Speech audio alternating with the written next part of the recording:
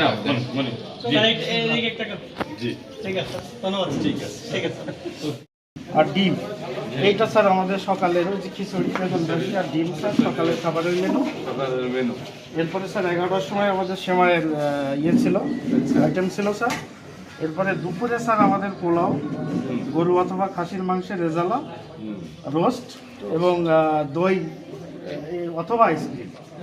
তো আমরা স্যার এখানে স্যার রোস্টের ব্যবস্থা আছে স্যার, মাংস, গরুর মাংস আর স্যার দই আছে। আর এটা আমাদের মেনুতে না থাকলেও বাচ্চারা সফট ড্রিঙ্কস পছন্দ করে, এই জন্য আমরা এক্সট্রা ওটার ব্যবস্থা করেছি স্যার। এমনি এটা মেনুর বাইরে গোশের কোনো পরিমাণ আছে স্যার আপনাদের? বসে- এখানে স্যার 250 গ্রাম করে গরুর মাংস রয়েছে। এটা প্রথমেই বলতে চাই আমাদের জেলা সর্বোচ্চ অভিভাবক মাননীয় সংসদ সদস্য জনাব আলী আজম মোহাম্মদ আবু বকর মহোদয় ইতোপূর্বেও আমাদের এই প্রতিষ্ঠানে এসেছেন। স্যার ইতোপূর্বে ইউনিয়ন পরিষদে একটি কনফারেন্সে এসেছিলেন এবং আমাদের এখানে তার পদধূলি পড়েছিল।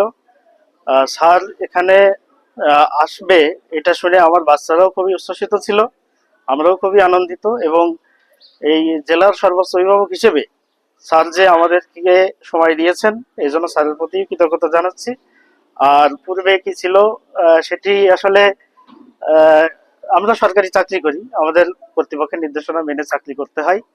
তবে আমি মনে করি একটা অত্যন্ত শুভ সূচনা যে স্যার আজকে ঈদের দিনে এই এতিম এবং সুবিধাবঞ্চিত শিশুদের সাথে কুশল বিনিময় করেছেন। এটা আমাদের জন্য কতটা আনন্দের এটা একমাত্র আসলে আমরাই বুঝতে পারছি।